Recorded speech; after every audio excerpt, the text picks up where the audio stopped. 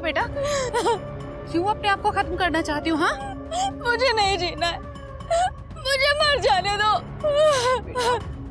ऐसे नहीं कहते, संभालो अपने आप को।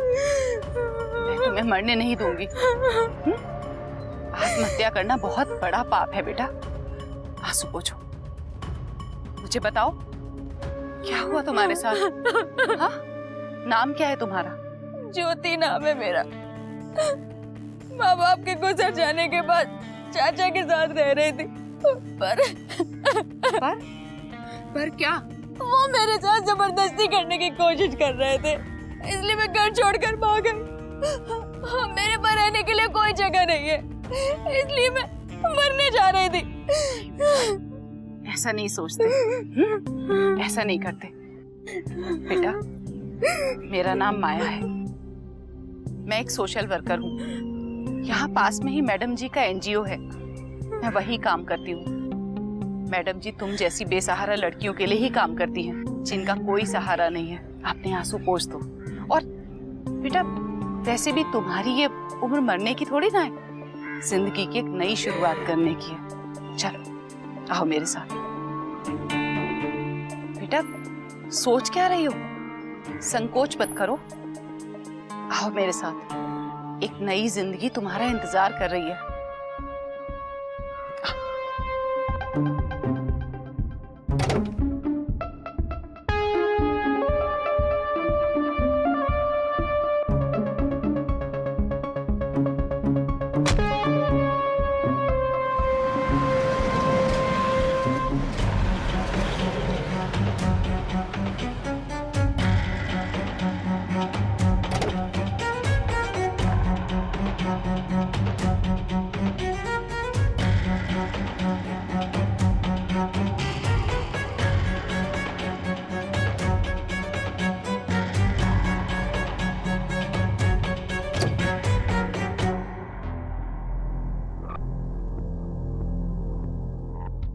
आओ ज्योति,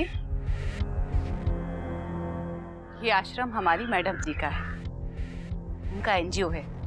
उन्होंने लड़कियों के विकास के लिए बहुत बड़े बड़े काम किए हैं और तुम जैसी बेसहारा लड़कियों का सहारा बनी है। लेकिन बेटा अभी मैडम जी से मिलना तो मुश्किल है, मैं तुम्हें विजय जी से मिलवाती हूँ। आओ आओ बेटा।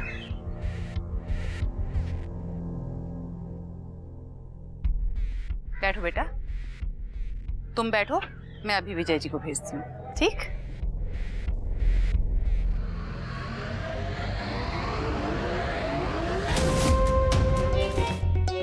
हेलो, क्या नाम क्या है? ज्योति।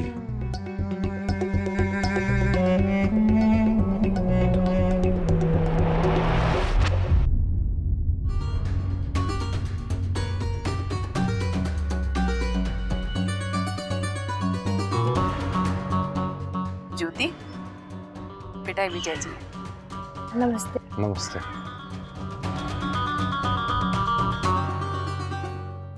मैडम जी ने बताया आपके बारे में, बहुत दुख हुआ जानकर। अच्छा हुआ जो आप यहाँ आ गई। यहाँ हम आपको कोई परेशानी नहीं होने देंगे। अब हम आपको एक नई जिंदगी देंगे। और ये है पूजा, कुछ साल पहले ये भी यहाँ आई थी। अब आज देखिए ये कितनी खुश है। ज्योति बेटा, तुम यहाँ आराम करो।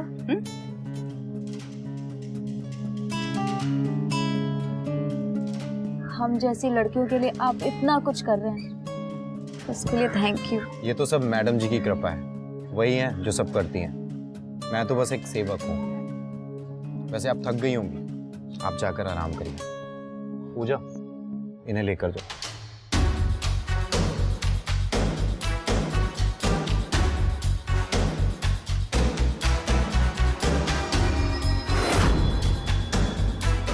आज से ये तुम्हारा भी कमरा है। बिस्तर की बाईं तरफ तुम सो जाना और ये कबर्ड में मेरे कपड़े रखें, इन्हें हाथ मत लगाना। कमरे में साफ सफाई रखना, गंदगी नहीं चाहिए मुझे। जी दीदी। क्या कहा? दीदी? क्यों, आपको अच्छा नहीं लगा मैंने आपको दीदी बोला? नहीं, ऐसी कोई बात नहीं है। वो क्या है ना, आज तक ना किसी ने मुझे इतनी इज्जत दी और ना किसी ने दीदी बोला।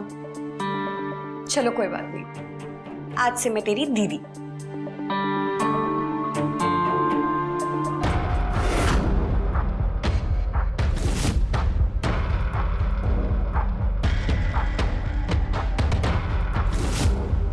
क्या है?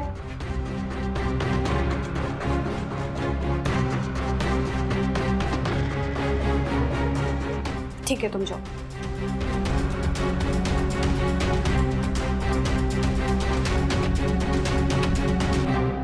आज शाम को मैडम जी ने एक छोटा सा फंक्शन रखा है, इसे पहन के अच्छे से तैयार हो जाना। कुछ खास मेहमान आने वाले हैं।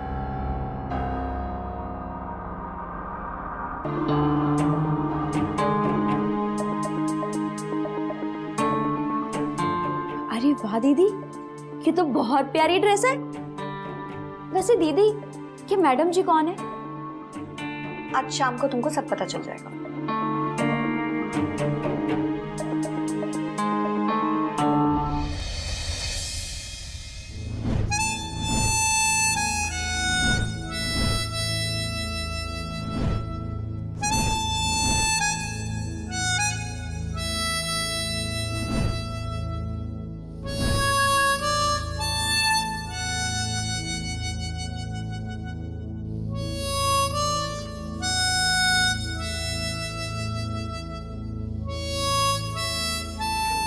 क्या कर रहे हो?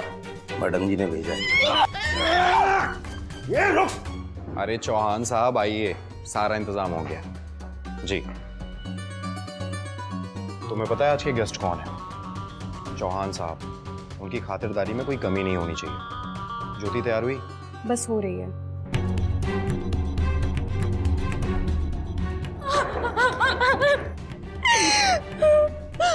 क्या हुआ? मेरे साथ जबरदस्ती कर रहा था।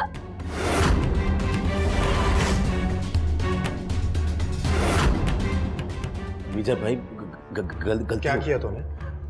गलती हो गई विजय भाई, गलती हो गई विजय भाई।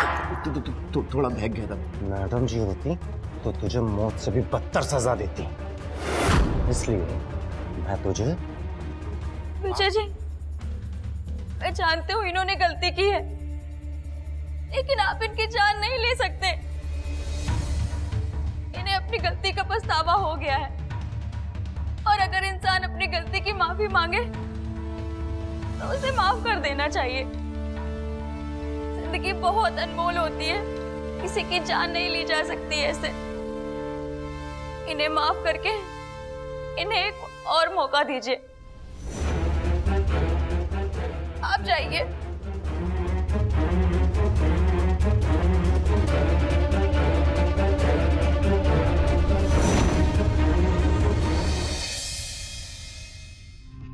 अरे विजय भाई, आइए चौहान साहब आइए, आप ही का इंतजार हो रहा था।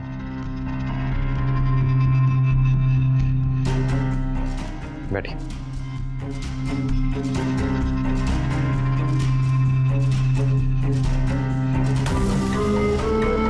विजय भाई, आप तो बोल रहे थे कि कोई खास चीज हाथ लगी है। हाँ, यहाँ तो कोई खास चीज नजर ही नहीं आ रही।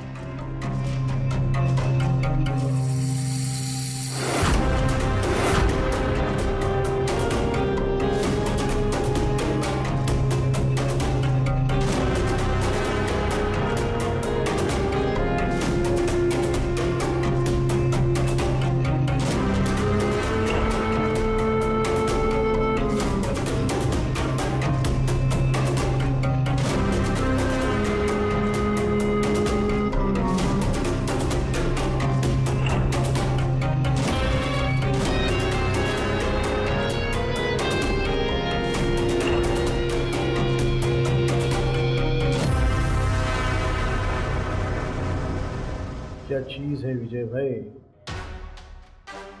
इस चीज के लिए तो मैं सारी दौलत लुटा दूं। विजय भाई, अब तो रहा नहीं जा रहा है। विजय भाई, कहाँ खो गया? वैसे मैडम कहाँ दिखाई नहीं दे रही? मैडम जी आ गई। थोड़ा सब्र कीजिए चौहान साहब।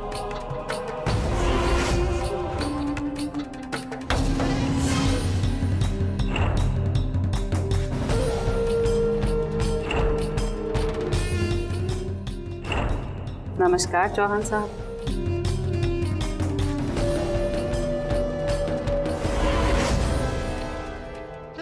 चौहान साहब, चीज पसंद आई? क्या कमाल की चीज दिखाई है आपने। इसके लिए तो मैं मुंह मांगी रकम देने को तैयार हूं। हम जानते हैं हमारे दिल में इस समय बहुत सारे सवाल चल रहे हैं, नहीं? लेकिन अपने सारे सवालों को यही रोक दो। नजर उतार दूं अपनी बच्ची की, कहीं किसी की नजर ना लग जाए। अच्छा ज्योति, चौहान साहब को अच्छे से सर्विस देना। जाओ। इधर उधर क्या देख रही हो? कहा ना जाओ अपने कमरे में।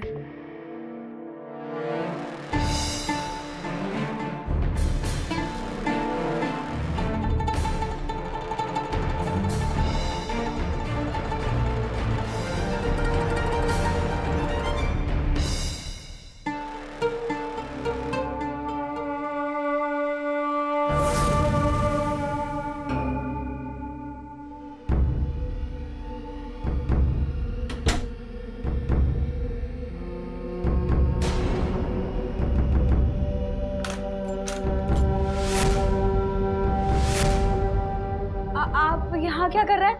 और दरवाजा क्यों बंद किया आपने? घबराने की जरूरत नहीं है, हम बहुत कोऑपरेट करते हैं। तुम्हें पता भी नहीं चलेगा कि तुम्हारा फर्स्ट टाइम है। First time? ये क्या बोल रहे हैं आप? हिंदी बोल रहे हैं। पूरे 10 लाख दिए तुम्हारे साथ रात बिताने के लिए। रोक!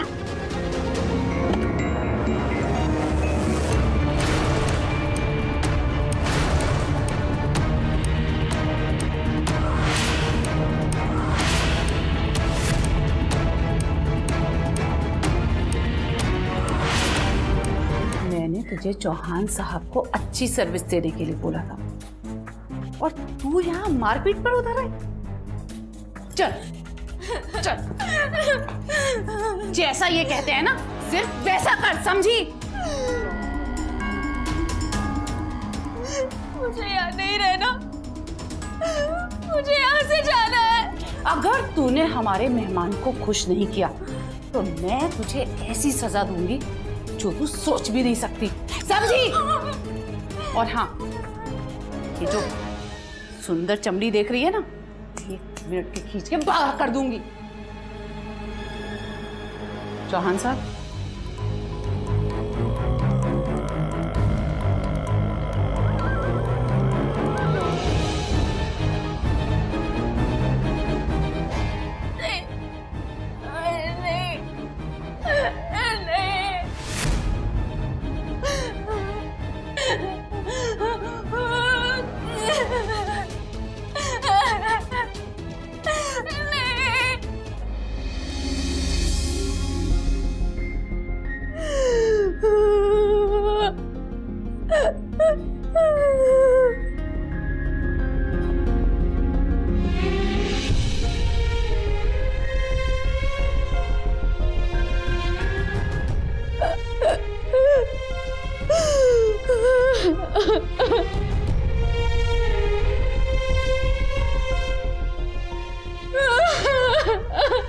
तुझे पहले कुछ इसलिए नहीं बताया क्योंकि अगर मैं तुझे बता देती कि यहाँ एनजीओ में लाकर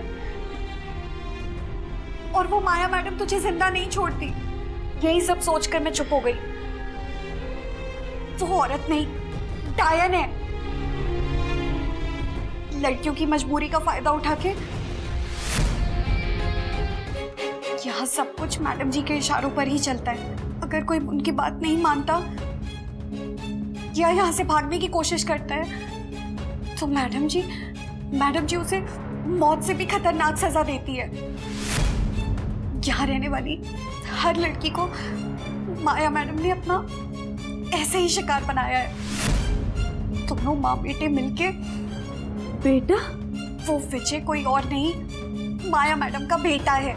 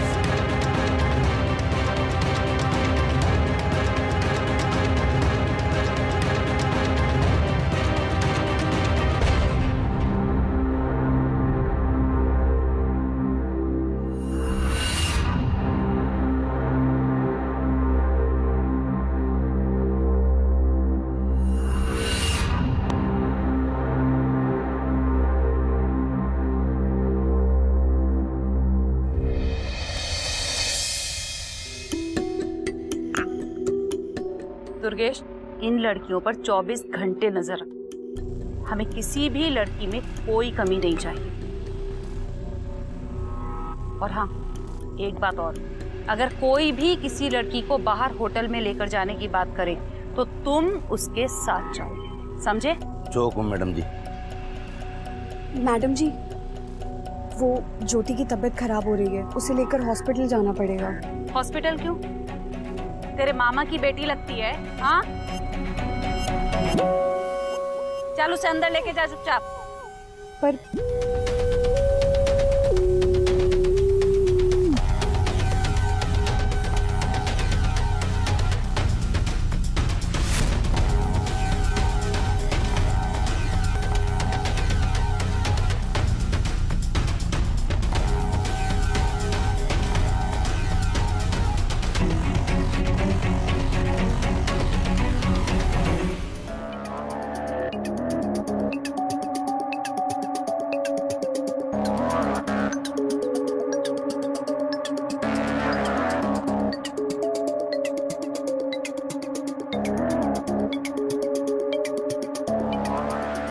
इसे तो तेज बुखार है, जल्दी से ठंडा पानी और एक पट्टी लेकर आओ।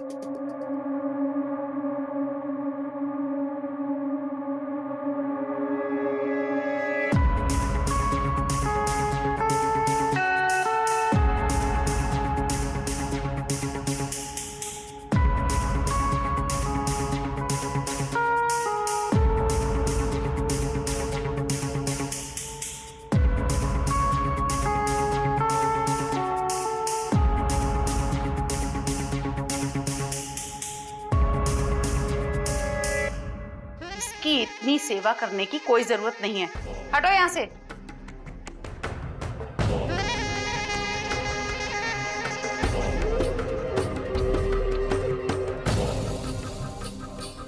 इसे दवा पट्टी की नहीं, एक ऐसी खुराक की जरूरत है जिससे जल्द से जल्द ठीक हो सके।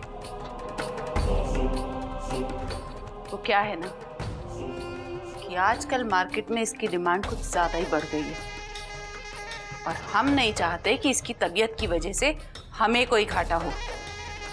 दुर्गेश,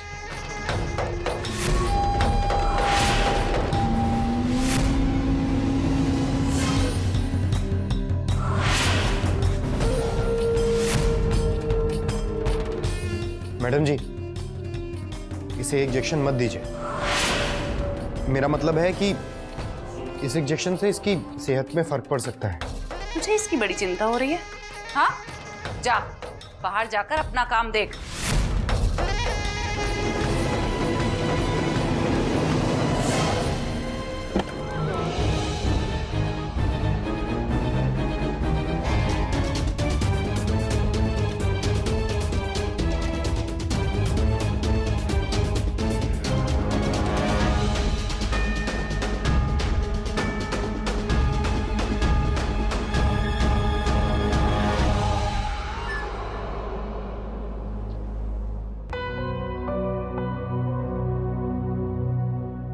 अकेले क्यों खड़ी हो?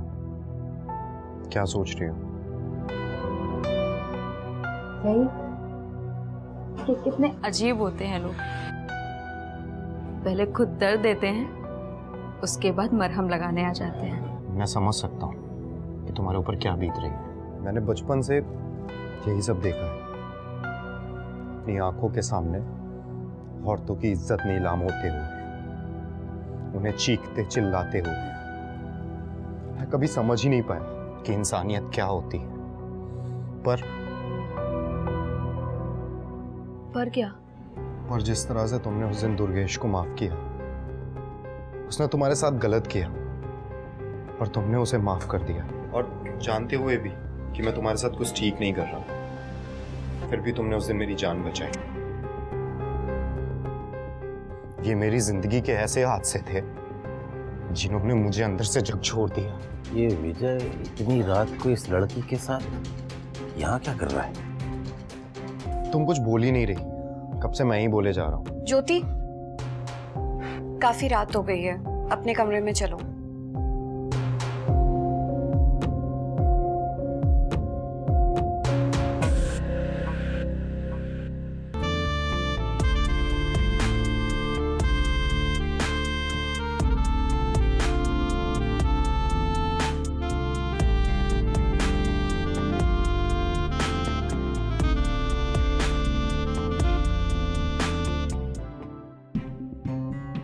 देख ज्योति, वो विजय माया मैडम का बेटा है, वो उसके लिए काम करता है। तुझे उससे दूर रहना चाहिए। पूजा दीदी, विजय भले ही माया मैम का बेटा है, अगर वो एक अच्छा इंसान है, उसकी आंखों में अच्छाई देखी है मैंने। वो बुरा सिर्फ अपनी माँ की परवरिश की वजह से है। चलो, माया मैडम ने बुलाया है।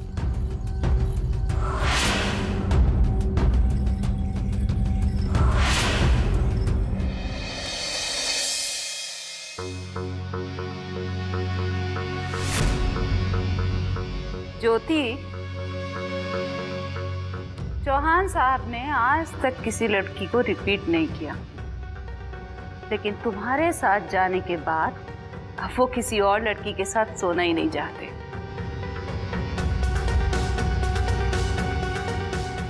तो अब तुम चौहान साहब को पहले से भी अच्छी सर्विस देना, समझ रही हो ना?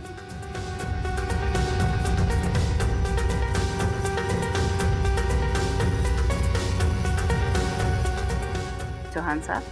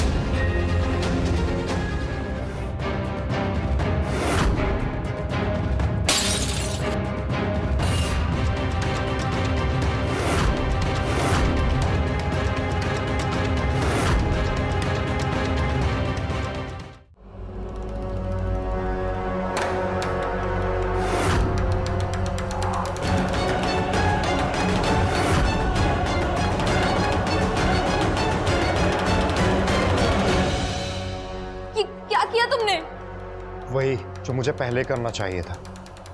तुम्हें किसी के साथ सोने की कोई जरूरत नहीं है। अरे क्या हुआ? कैसी आवाज है ये?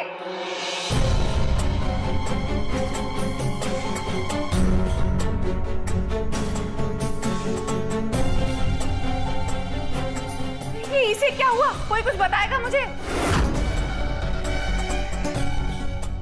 वो अचानक इनको दिल का दौरा पड़ा और ये जमीन पर गिर गए। तो खड़े खड़े मुंह क्या देख रहे हो? कहीं इस बुड्ढे को गलती से कुछ यही हो गया तो पता नहीं क्या हो जाएगा। मुझे यहाँ कोई खिचखिच नहीं चाहिए, इसे लेकर जाओ तुरंत।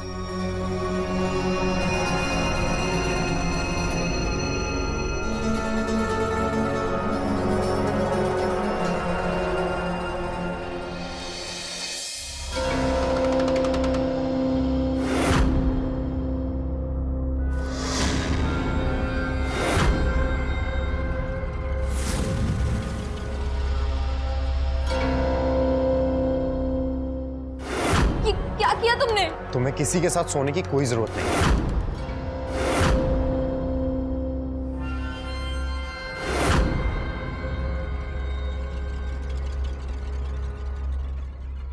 तुम यहाँ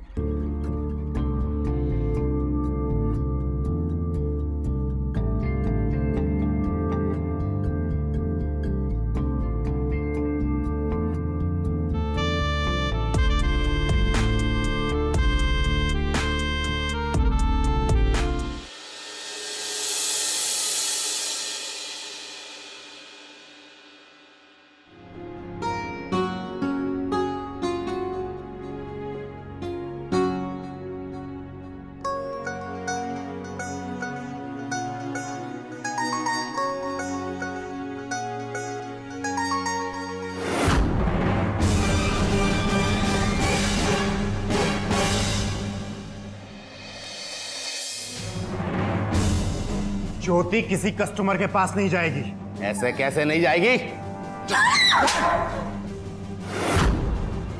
दोबारा इसे हाथ लगाया तो हाथ काट कर फेंक दूंगा।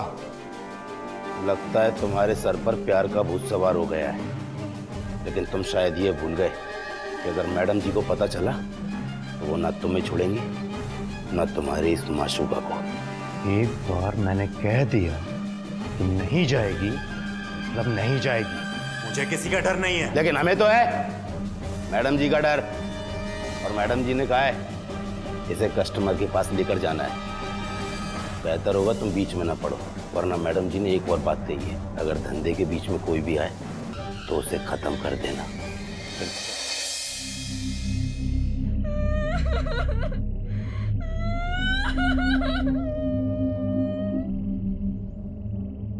इतनी रात को पूजा दीदी कहाँ गई? चिल्लाने की आवाज किसकी है?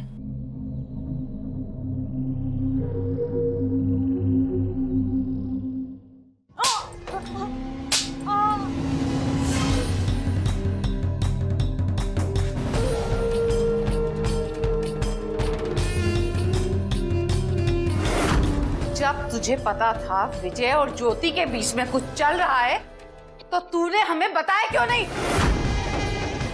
अगर दुर्गेश वफादार ना होता और दोनों को साथ में देखकर हमें नहीं बताता। दुर्गेश, दुबई के एक शेख के साथ हमने ज्योति का सौदा कर दिया और कल हमें उसकी डिलीवरी देनी है। जाओ, जाकर उस शेख को फोन लगाओ कि वो अपना पार्सल अभी लेकर जाए। जी मैडम जी।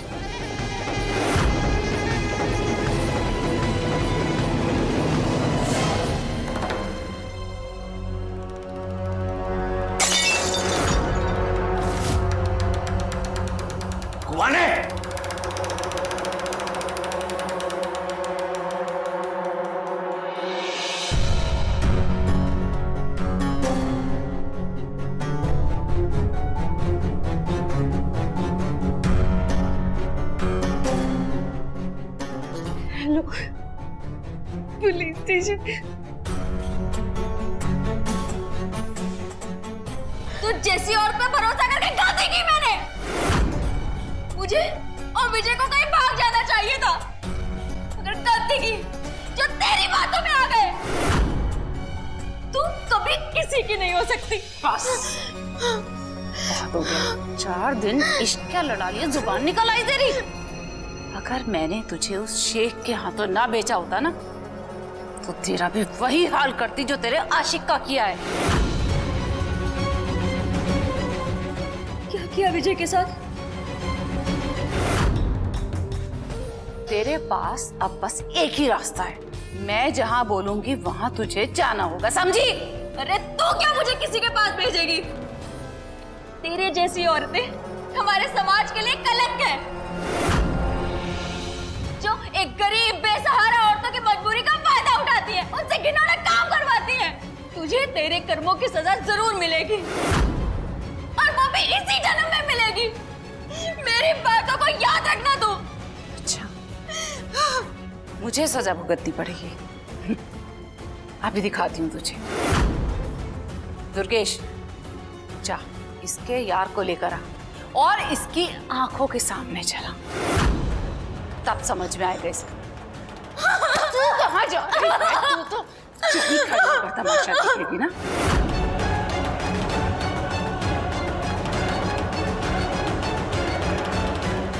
जावेद, मिट्टी का तेल और मशाल लेकर आ। विजय! चुप। नहीं, नहीं, मत करो, मत करो। आप लोगों के सामने हाथ जोड़ते हो, मत करो, मत करो। विजय! मसाला नीचे फेंक।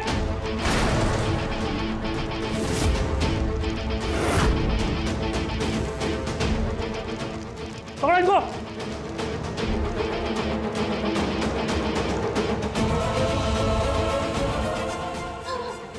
ये पुलिस को किसने बुलाया यहाँ? मैंने बुलाया। इंस्पेक्टर साहब, इनके खिलाफ मैं गवाही दूंगा। अगर तुम गवाही देने के लिए तैयार हो तो तुम्हारी सजा कम हो सकती है। ले चलो इन्हें।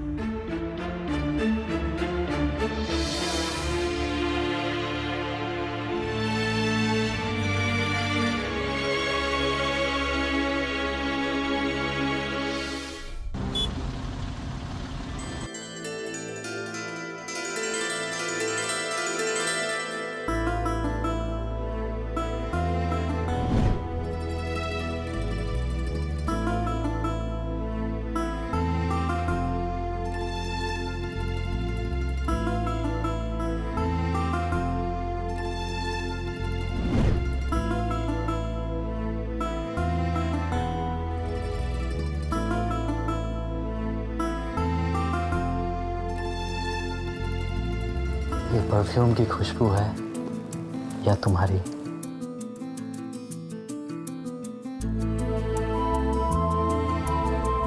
फूल की खुशबू लेने आए, भंवरे को भगा रही हो? पापा के आगे पीछे करने से फुर्सत मिल जाती है, तभी ने फूल भंवरा सब याद आने लगता है ना? पक्का पापा सो गए होंगे। मैं पापा को बोल कर आ गया हूँ कि अब मुझे अपनी पत्नी को टाइम देना है। अच्छा, पापा को इतना सब कुछ बोल लिया आपने? तुम अपने पति को अंडरएस्टिमेट कर रही हो। क्यों ना करूं? पापा तुमको दिन रात सरकारी नौकरी के लिए सुनाते रहते और आप फिर भी श्रवण कुमार बन के उनके चरण धोकर पीने में लगे रहते। आपको बुरा नहीं लगता? बुरा तो मुझे अब लग रहा है। मैं यहाँ तुम्हारे पास आया हूँ और तुम किन बातों को लेकर बैठ गई? ये तो हमारा रोमांस करने का टाइम है ना।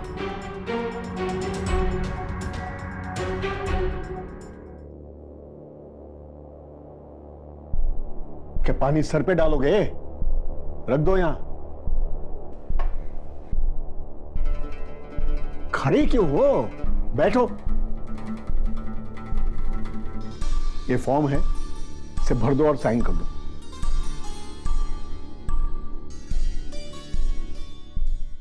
ये कैसा फॉर्म है?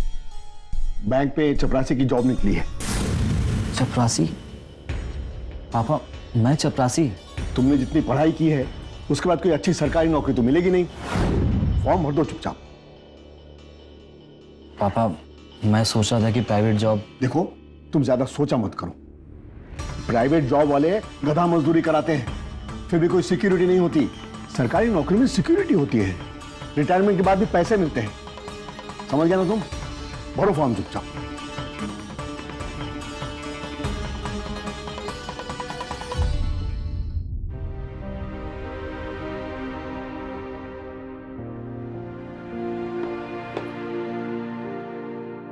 सिर्फ छुट्टी के दिन ही मन शांत रहता है, न कल से फिर वही लखनऊ से कानपुर भाग दौड़ शुरू। पापा, आप अपनी पोस्टिंग कानपुर से लखनऊ क्यों नहीं करवा लेते? हर सोमवार को जाकर रविवार को आते हैं, अकेले रहते हैं। ये सब आप कैसे मैनेज कर पाते हैं? बस अब कुछ ही दिन रह गए रिटायरमेंट के। कानपुर से रिटायरमेंट लूंगा, यही इच्छा है। तब तक शायद तुम्हारा वो चपरासी वाला जॉब भी निकाल लोगे तुम। नेहा कहाँ रह गई? पापा, ये लो, आ गई। बैठो बैठो। सॉरी, आप लोगों को मेरे डिनर पे वेट करना पड़ा। कहाँ तक गई थी? अरे वो क्या है ना पापा, पहले कॉलेज फिर कोचिंग, ये सब में मैं बहुत बिजी हो गई थी। और अगले महीने वो गवर्नमेंट सर्विस वाला एग्जाम भी है ना, तो उसको भी क्लियर करना है।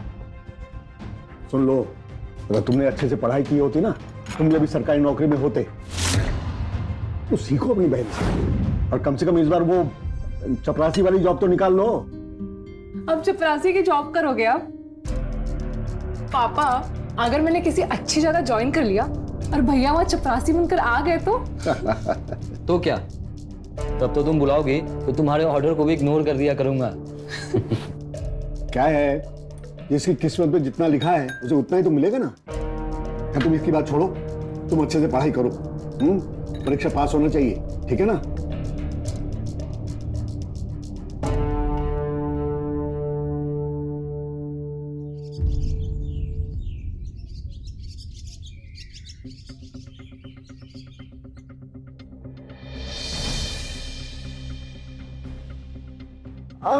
इस सर भी बहुत दर्द हो रहा है। पूजा, पापा का लंच बॉक्स रेडी है। अरे सुनिए ना, हमारा सर बहुत दर्द हो रहा है, आप जाकर दवाई ले आइए ना। अभी पापा को बस स्टॉप छोड़ना है, मैं आते हुए ले आऊंगा। देखिए, हमसे उतना बर्दाश्त नहीं हो पाएगा। आप पापा को बोलिए ना कि ऑटो पकड़ के ऑफिस चले जाए, आप हमारे लिए दवाई लेकर आ जाइए। मैं पापा को ऑटो पकड़ने के लिए कैसे बोल सकता हूँ? धीरज। हाँ आया पापा। पूजा, तुम थोड़ा आराम कर लो, मैं आते हुए दवाई लेते आऊंगा। चलता हूँ, नहीं तो पापा को देर होगी तो ऑफिस टाइम पर नहीं पहुंच पाएंगे। हाँ जाइए, आपके लिए मेरे से ज्यादा जरूरी आपके पापा को बस स्टॉप पे छोड़ना है। हाँ जाइए, जाके पापा के चरणों में जाके बैठ जाइए।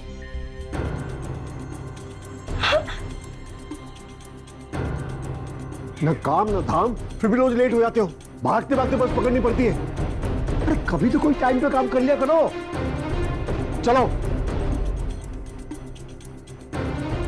पापा, एक बात करनी थी आपसे। अब क्या है, बोलो। पापा, आपके कहने पर मैंने चपरासी वाले जॉब के लिए फॉर्म तो भर दिया, लेकिन मेरा एक दोस्त है, प्राइवेट कंपनी में जॉब करता है, उसके ऑफिस में जॉब की वैकेंसी खाली है। मैं वहां जाकर जॉब के लिए इंटरव्यू दे दूं क्या? पैसे भी अच्छे मिलेंगे। ऑफिस जाते वक्त मूड खराब कर दिया ना। अरे कितने बार समझाओ, मेरे घर के बच्चे सिर्फ सरकारी नौकरी करेंगे, समझा? अरे आपकी वो सरकारी नौकरी से तो अच्छी है ना प्राइवेट जॉब। ओ, तुम चुप रहो, तुम्हें कुछ नहीं समझता। जिसे समझ है उसकी समझ को तो आपने अपने आदर्शों की जंजीरों से बांध कर रखा है। पता नहीं कौन सा जादू मंत्र फूंक दिया इन पर।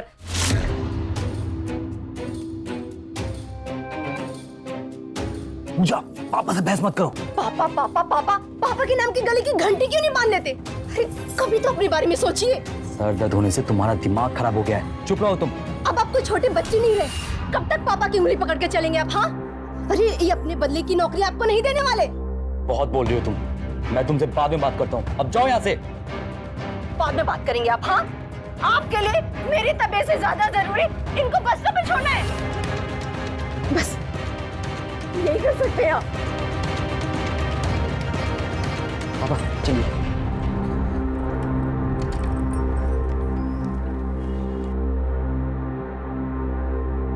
अगर सरकारी नौकरी में होते ना तो बीवी के ऐसे सुनने नहीं पड़ते। अब चलो भी जल्दी।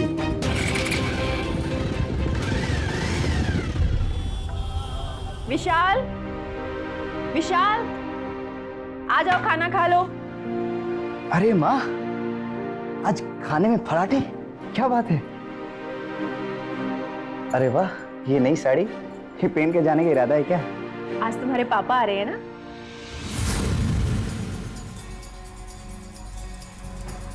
तो इस खुशी में ये नई साड़ी और नाश्ते में पराठा बनाया ना, ये सब उसके लिए बनाया ना, आपके पति देव के लिए। विशाल, वो सिर्फ मेरे पति ही नहीं है, तुम्हारे पापा भी हैं। अरे ऐसे पापा को होने या ना होने से कोई मतलब नहीं। विशाल, अपने पापा के बारे में ऐसा कौन बोलता है? ना प्लीज, अपना ये ज्ञान मुझे मत सुनाओ। घर नहीं, धर्मशाला बना के रखा है उसने। जब जब ऑफिस आता है यहाँ आ जाएगा, और जिस दिन छुट्टी रहती है अपने दूसरे परिवार के पास चला जाता है। तुम्हारे ऊपर उनके कितने एहसान हैं, जानते भी हो? मेरे माँ बाप मुझे पैसों के लिए बेचने वाले थे। इन्होंने ना सिर्फ मुझे बचाया, बल्कि मेरी इज्जत बचाने के लिए मुझसे शादी भी की। ना प्लीज, ये बंद करो अपना दिग्विजय, ठीक है?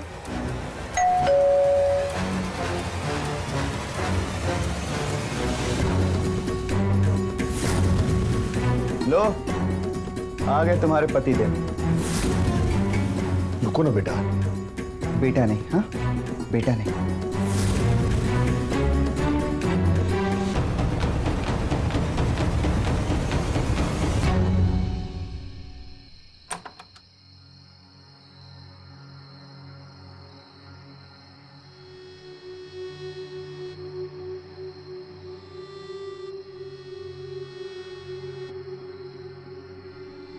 पूजा,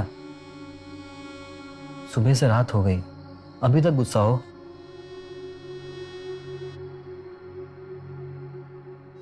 पूजा, कब तक गुस्सा रहोगी?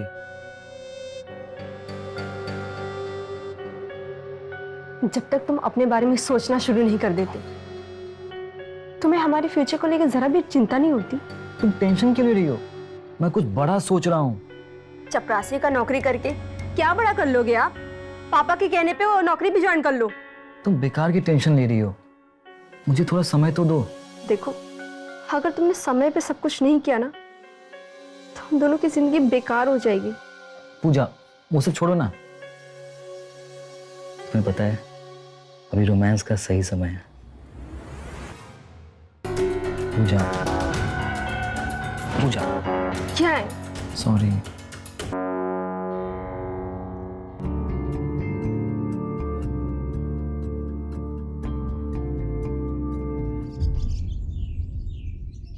हाँ हाँ, हो जाएगा, बिल्कुल हो जाएगा। हाँ बस 1-2 दिन समय दीजिए, सब हो जाएगा। हाँ ठीक है, ठीक है, ठीक है। ओके, हाँ जी, हाँ जी, थैंक यू। चाय पी लीजिए। हाँ मैं भी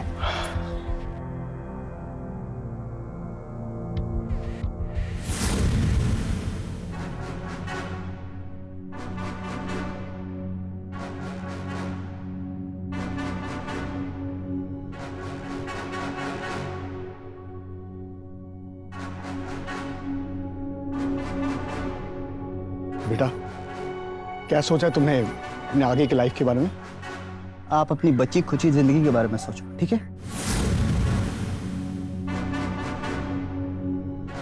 ये इसे भर देना। एक अच्छी सरकारी नौकरी की भर्ती निकली है। तुम्हारी उम्र अभी कम है, तुम अप्लाई कर सकते हो।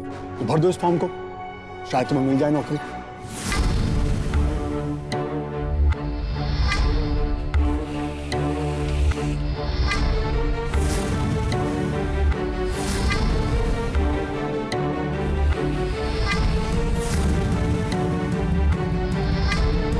सुनो मेरी,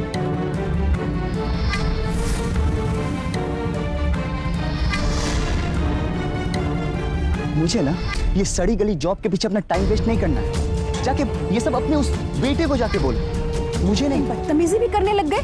अरे तुम्हारी फिक्र करते हैं, तुम्हारी चिंता करते हैं, इसलिए तुम्हें बार बार जॉब के बारे में बताते हैं। मेरी फिक्र करते हैं, मेरी चिंता करते हैं, हाँ? जब मेरी चिंता करते हैं, फिक्र करते हैं, तो इनको बोलो ना अपने रिटायरमेंट का पैसा मुझे दे दे, अपना जॉब मुझे दे दे। बोलो इनको, अगर पूरा नहीं तो कम से कम आधा दे दे। बोलो ना इनको। बहुत बोलने लग गया है। चुप कर।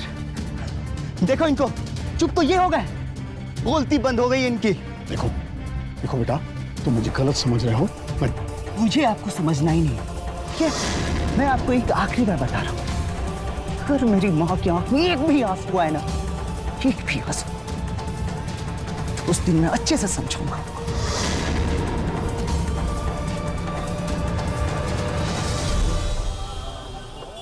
मैंने बोला क्या यार, समझ जाओ। क्या कर सकते हैं? चलो मैं निकल, चलो बाय। अच्छा वो बस ने जल्दी छोड़ दिया, उन्हें आज भी लेट हो जाता घर पहुंचने में। नेहा, क्या है ये कैसे कपड़े पहनी हो तुम? हाँ, यहाँ क्या कर रही हो? पापा वो कोचिंग। देखो बेटा, तुम पढ़ाई करती हो अच्छी बात है, लेकिन ऐसे कपड़ों में कोचिंग क्लास में जाना सही नहीं है। ऐसे कपड़े पहनकर कोचिंग क्लास में जाती हो तो पढ़ाई क्या होती होगी यहाँ? आज के बाद तुम्हारे कोचिंग जाना बंद। पापा ये अब क्या कह रहे हैं? फिर मेरे एग्जाम की तैयारी कैसे होगी? हाँ समझ गया, इस कोचिंग क्लास की तैयारी से तुम्हें कोई सरकारी नौकरी नहीं मिलने वाली है। अच्छा कोई ऐसे टीचर ढूंढो जो घर आके पढ़ाएगा तुम्हें। पापा लेकिन बस बोल दिया ना मैंने। चलो चलो चलो तुम।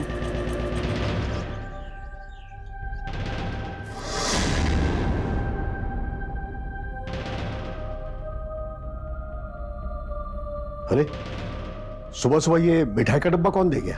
पापा, वो दूध वाले का बेटा है ना, उसने रेलवे की जॉब क्लियर कर ली है, वही दिख गया है। काश ये खुशी मुझे मिली होती। मैंने कोशिश तो की थी पापा। देखो बेटा, अगर बच्चे पढ़ने वाले हो ना तो कोई भी एग्जाम क्लियर कर सकते हैं। अगर अच्छे से तैयारी की होती तो आज घर में निठल्ले नहीं बैठे होते। अब जो हो गया सो हो गया ना पापा।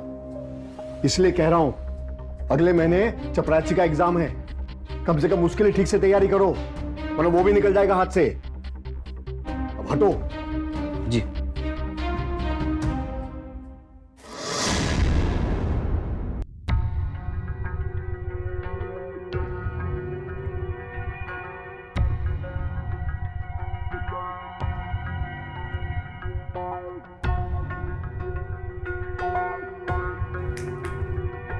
किससे मिलना है? जी वो नेहा से मिलने आया था।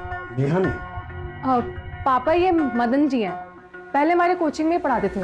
इन्होंने ना सरकारी नौकरी का एग्जाम क्लियर किया है और अब ये तैयारी करने वाले बच्चों को पढ़ाते हैं। अब आपने बोला था तो मैंने मदन जी को बुला लिया। ये घर पे आके पढ़ा देंगे और कोचिंग भी जाने की जरूरत नहीं पड़ेगी। ठीक है। देखिए मदन जी, तैयारी कुछ ऐसी होनी चाहिए कि फर्स्ट चांस पे एग्जाम क्लियर हो जाए। जी मैं पूरी कोशिश करूंगा। ठीक है, करो पढ़ाई अच्छे से। मैं आता हूं। मैं भी थोड़ी देर में आता हूं। चलिए।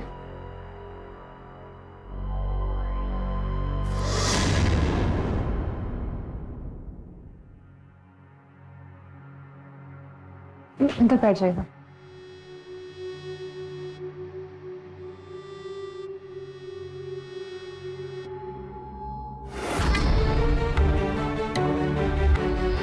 क्या कर रहे हैं आप? और आपकी हिम्मत कैसे वैसा करने की? मैं अभी पापा से आपकी शिकायत करती हूँ। Please please please Neha, please I am so sorry. अब मैं ऐसा नहीं करूंगा, प्लीज मुझे माफ कर दो। प्लीज पापा से कुछ मत करना। आई एम सो सॉरी, पापा से मत करना प्लीज।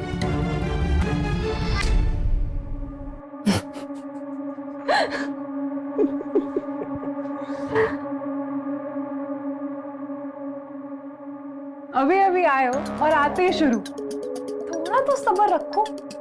अब मुझसे सब्र नहीं होता।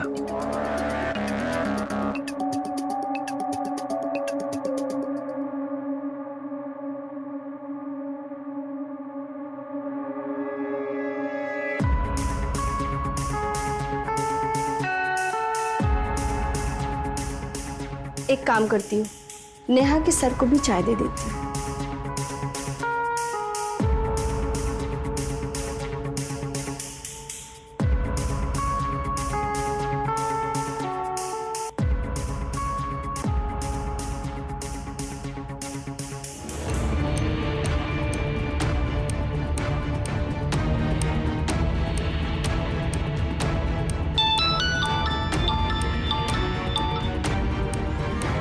हेलो।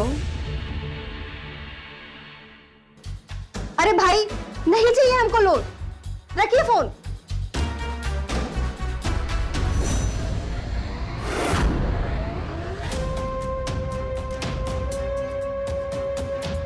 भाभी आप? हाँ, मैं सर के लिए चाय लाई थी।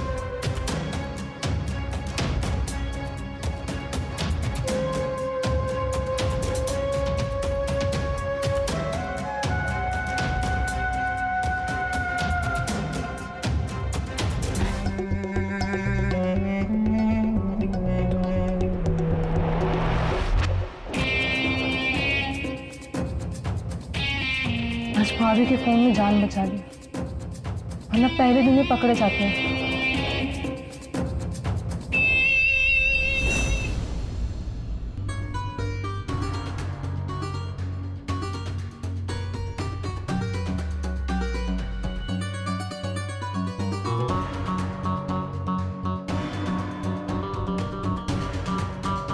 माँ, अगर आपके पति को आना होता ना तो अब तक आ जाता। अब फालतू का क्यों इंतजार कर रही हो उसका? थोड़ी देर और वेट करते हैं ना। माँ, हर साल का नाटक यही है उसका। अगर आना होता तो अब तक आ जाता, और थोड़ी देर में क्या बदल जाएगा? और अब कब समझो कि वो इंसान आपसे प्यार नहीं करता? नहीं, प्यार तो वो हमसे बहुत करते हैं, और हम जानते हैं उनकी अपनी कुछ मजबूरियां हैं। मजबूरियां? जो तुम कभी नहीं समझ पाओगे। मजबूरियां? कैसी मजबूरियां माँ? हाँ माँ, अगर वो इंसान हमसे प्यार करता है तो क्यों नहीं सारी दुनिया के सामने आके हमें अपना लेता है? हाँ बोलो।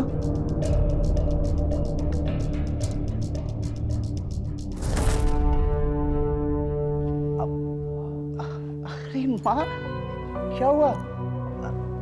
अब देखो, अब और इंतजार नहीं। ये लो। हाँ, ये लो, ये लो, ये लो, ये लो। हैप्पी एनिवर्सरी माँ। थैंक यू बेटा। माँ, अब ये एनिवर्सरी के साथ ना आपकी दी हुई कसम की एक्सपायरी डेट भी खत्म हो गई, समझी? और अब मुझे आपको आपका इंसाफ दिलाना है, और मुझे अपना हक।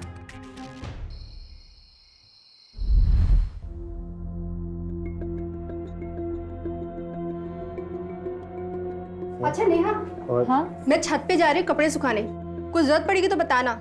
ठीक है भाभी।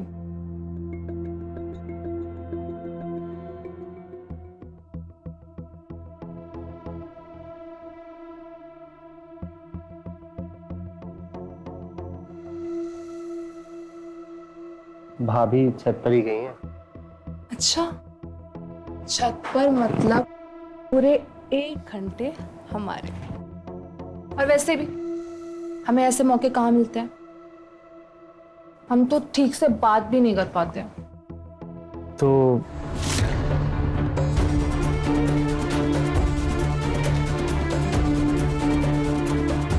तेरी इतनी हिम्मत! चुप! तुझसे मैं बाद में बात करूंगा। चलो बाहर, चलो। आप ठीक नहीं कर रहे, आप जानते नहीं है मुझे। मुझे जानना भी नहीं है। चलो तुम बाहर। सर देखिए, अभी आप गुस्से में हैं, मैं आपसे कल बात करता हूँ। मुझे कुछ नहीं सुनना है, बस चलो बाहर, चलो।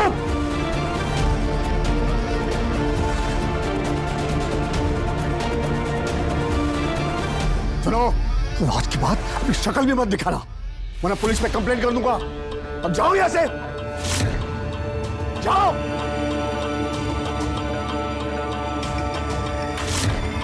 वैसी पढ़ाई कर रही थी तुम, एक थप्पड़ मारूंगा ना। मन तो कर रहा है सच में थप्पड़ मारो, लेकिन तुम सिर्फ थप्पड़ से सुधरने वाली नहीं हो। चलो बाहर चलो, तुम्हें आप घर में रहने का कोई अधिकार नहीं। चलो चलो, तुम बाहर चलो। क्या हो पापा, आप इतने गुस्से में क्यों हैं? नौकरी तो करते नहीं हो, घर की देखभाल भी नहीं कर सकते। घर की लड़की घर में गुलछड़े उड़ा रही है, तुमको पता भी नहीं है। पापा प्लीज मुझे माफ कर दीजिए पापा, दोबारा कभी माफी गलती की होती है, पाप की नहीं। पाप किया है तुमने। चलो बाहर।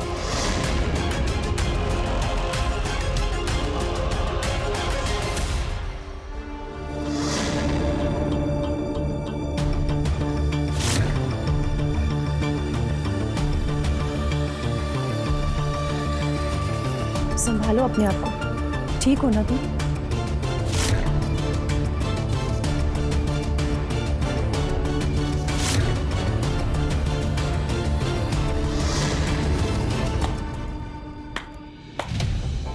यहाँ किसी को आपकी नहीं पड़ी, और आपको भी यहाँ किसी की नहीं पड़ी है। आपको तो खुद अपनी बीवी की नहीं पड़ी है।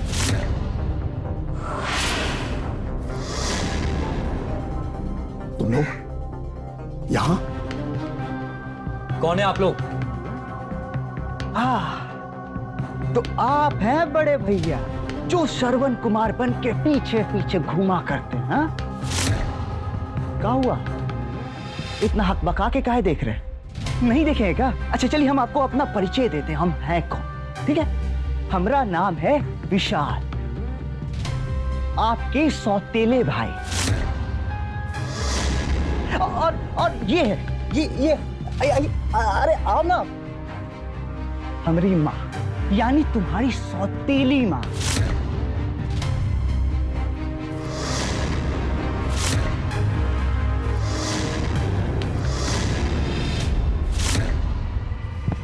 क्या बकवास है ये? निकलो यहाँ से। बड़े भैया हैं, इसका ये मतलब नहीं कि आप हमारे आस्तीन पर हाथ डालें। अगर आपको हमारी बात पे यकीन नहीं है ना तो अपने पापा जी से पूछिए अपने पापा जी से। देखो मैं ये क्या बकवास कर रहा है पापा? बताता हूँ, बाद में बताता हूँ। ये क्या बोलेंगे? इनकी झुकी हुई नजर सब बता रही है। क्यों आए तुम यहाँ? मेरी बेइज्जती कराने? आप उनसे क्या बात कर रहे हैं? मुझसे बात कीजिए, मैं सब बताऊंगा। लेकिन उससे पहले मैं थोड़ा थका हुआ हूँ। भाभी थोड़ा कमरा बता दो ना। कोई नहीं, हम खुद ढूंढ लेंगे। माँ चलो। अरे माँ चलो। अरे माँ आओ। अरे आप आओ।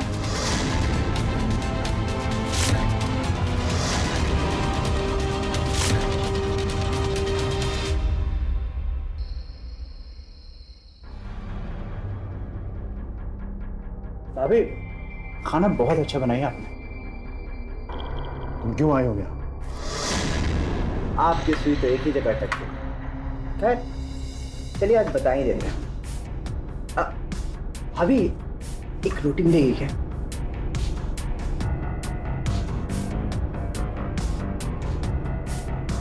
बस अपना अधिकार लेने।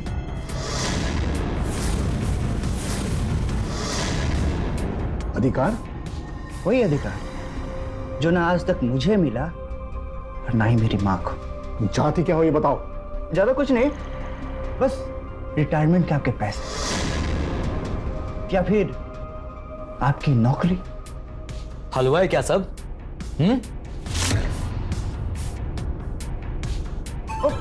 हलवा से याद है, भाभी जी मीठे में कुछ है क्या?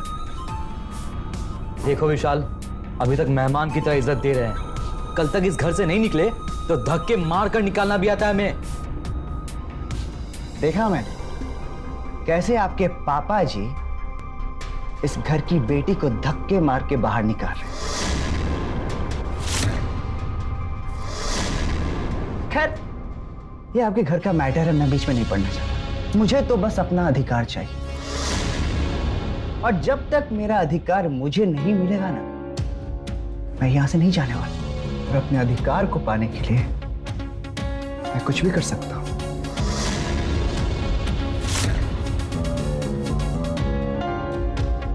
कुछ भी। विशाल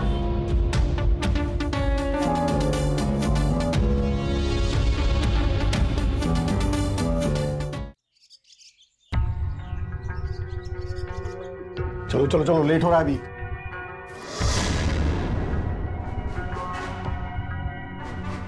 तुम्हारी हिम्मत कैसे हुई आने की? मैं तो आप ही के भले की बात करने आया हूँ। चलो निकलो यहाँ से। बस आपको एक छोटा सा ऑफर देकर चला जाऊंगा। कल जो आपने देखा, अगर वही चीज बाहर वाले भी देख लें तो फिर क्या इज्जत रह जाएगी आपकी? है? समझ रहे हैं ना? तुम चाहते क्या हो? आपकी बेटी का हाथ, और उस हाथ में आपके रिटायरमेंट के आधे पैसे। तुमने ये सोच भी कैसे लिया? जब घर के बड़े बात कर रहे हो ना तो बीच में नहीं बोलना चाहिए। इतने पैसे हमारे पास कहां से आएंगे? तुम तो वैसे भी निठल्ले हो, तुमसे पैसे मांगी कौन रहा है? मैं तो तुम्हारे बाप से पैसे लेने आया हूं, जो उससे रिटायरमेंट में मिलने वाले। 2 दिन, सिर्फ 2 दिन है आपके पास। तीसरे दिन शादी का शुभ मुहूर्त है। तब तक आप लोग पारिवारिक चर्चाएं कर लीजिए। चलता हूं।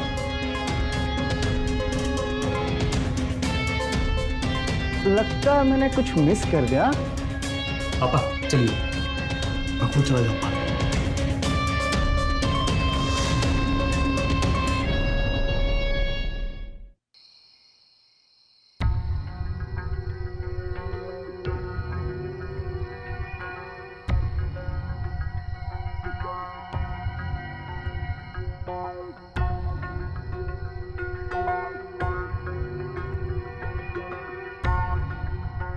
पापा, आपने कभी अपने दूसरे परिवार के बारे में क्यों नहीं बताया?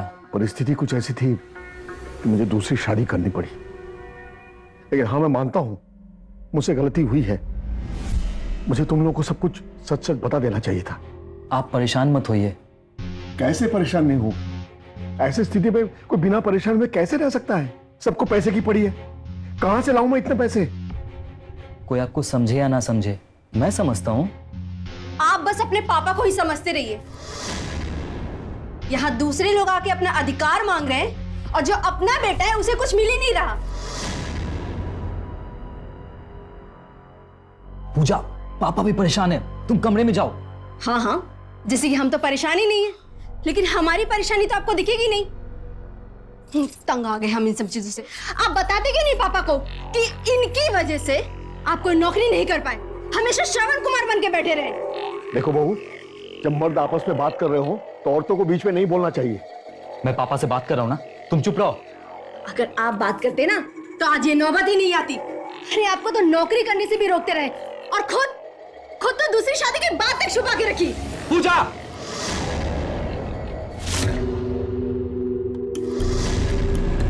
बार बार हाथ उठाने से और मेरा मुंह बंद करने से सच्चाई नहीं बदल जाती, समझे? अगर आप कुछ नहीं करेंगे ना तो हमें ही कुछ करना पड़ेगा।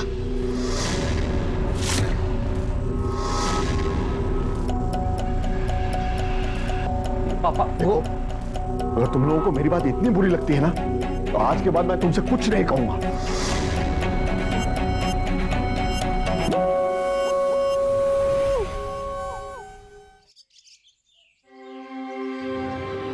तुम कहाँ जा रहे हो? मैं खुद चला जाऊंगा। लेकिन पापा,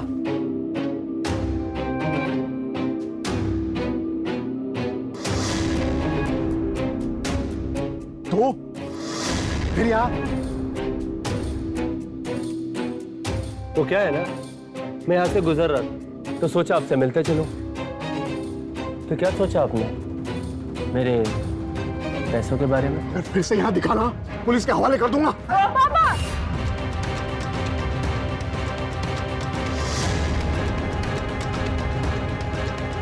मैं मदन से प्यार करती हूँ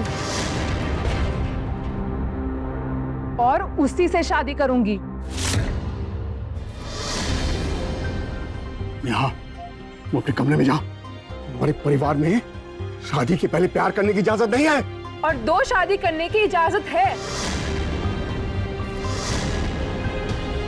नेहा, तुम चुपचाप अपने कमरे में जाओ। मैं नहीं जाऊंगी। पूजा, इसे लेकर जाओ। नेहा, मैंने बोला ना मैं नहीं जाऊंगी। जाओ। चल, मुझे नहीं जाना है, मैंने बोला ना। देख लो, अब तो आपकी बेटी भी मेरे साथ है। अब भी मेरी डिमांड पूरी नहीं हुई ना, तो देख लेना।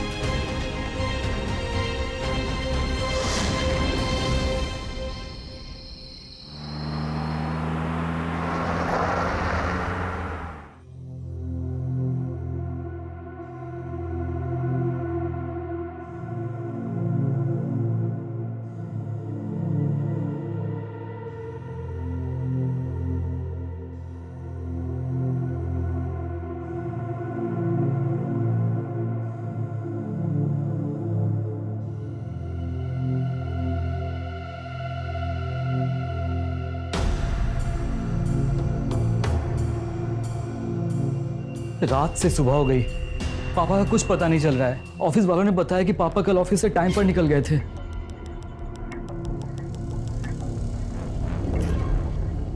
बेटा, कुछ पता चला इनके बारे में? कुछ नहीं पता चला। भैया, हमें पुलिस में कंप्लेन करनी चाहिए। बात को बढ़ा के क्या फायदा, थोड़ा इंतजार कर लेते हैं ना। नहीं नहीं, हमें पुलिस के पास जाना चाहिए।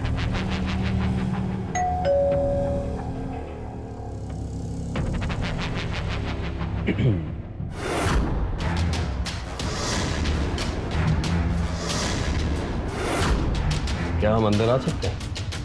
हाँ, आइए ना।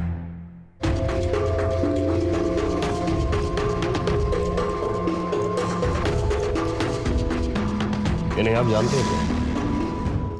हमें इनकी डेड बॉडी मिली है। ये हमारे पापा है। पापा! पापा! आप लोगों को किसी के ऊपर कोई शक है क्या?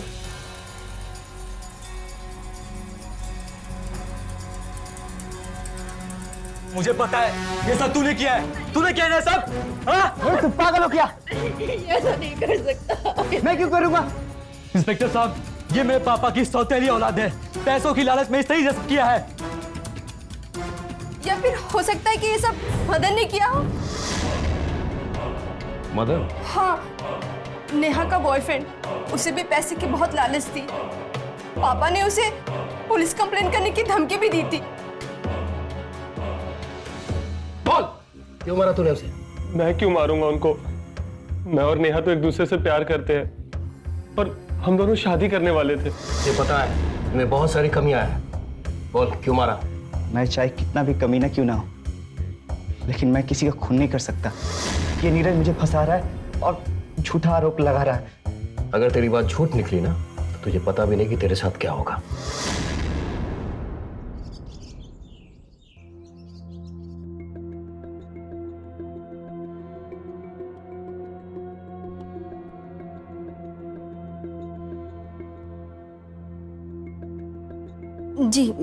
जी मैं बताती हूँ आपको। जी।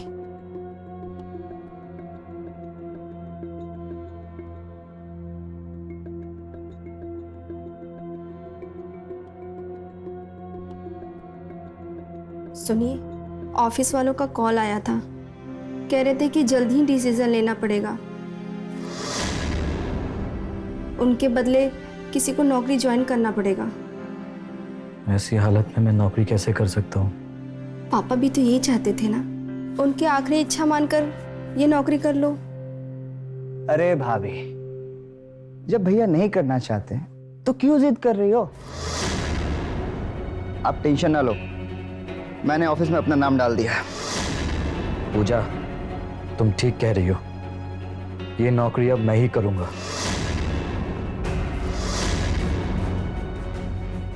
अरे क्यों जबरदस्ती के बीच में आ रहे हो? प्राइवेट जॉब कर रहे हो ना तो करो ना, और ये सरकारी नौकरी मुझे छोड़ दो। बेटा मैं हूं तो बेटा मैं भी हूं। सौतेली, तुम्हारी माँ ने मेरे पापा को फंसा लिया होगा। माँ के बारे में बकवास। इंस्पेक्टर साहब, मुझे पूरा यकीन है पापा का मर्डर विशाल ने किया है। गिरफ्तार कर लीजिए इसको। हमें पता है कि आपके पापा का मर्डर किसने किया है। किसने किया है इंस्पेक्टर साहब?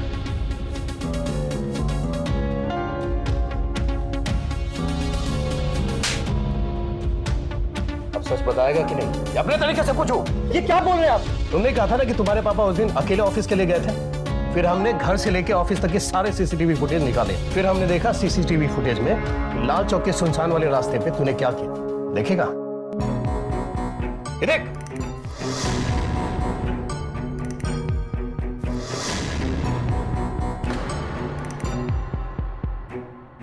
अब भी झूठ बोलेगा, सच बताएगा? बोल बोल। हाँ, मैंने ही मारा अपने पापा को। क्यों मारा अपने पापा को? मैंने अपनी पूरी लाइफ पापा को दे दी, उनकी सेवा में लगा दी। पापा हमेशा चाहते थे कि मैं सरकारी नौकरी करूं। वो हमेशा मेरे पीछे पड़े रहते थे। मैंने कोशिश भी की, नहीं निकाल पाया, इसलिए उन्होंने मुझे नकारा समझ लिया। बात बात पर मुझे सुनाते रहते थे। उन सबको मैंने नजरअंदाज कर दिया। लेकिन जब पापा ने अपने रिटायरमेंट के आधे पैसे नेहा और मदन को देने का मन बना लिया और आधे पैसे विशाल को, तो मुझे बर्दाश्त नहीं हुआ। उस दिन पापा के ऑफिस से निकलते वक्त मैं उनसे मिला।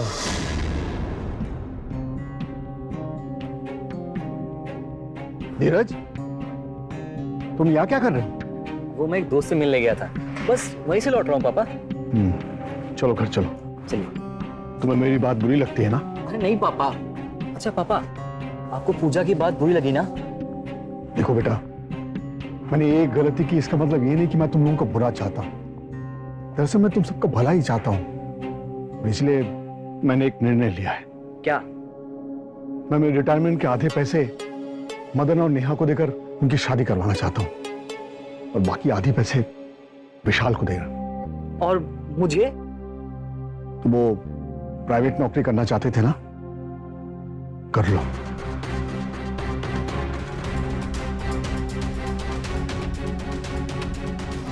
मैंने सोचा कि पापा को मारकर उनकी जगह सरकारी नौकरी मैं ले लूंगा और पैसे भी देने से बच जाऊंगा और इल्जाम विशाल पर लगा दूंगा। तुझे तो सब घर में है। श्रवण बोला करते थे ना, तो इतना स्वार्थी निकला कि अपने पापा को भी नहीं बख्शा। अरेस्ट करो, लेके चलो। इंस्पेक्टर साहब, इंस्पेक्टर साहब, इंस्पेक्टर साहब,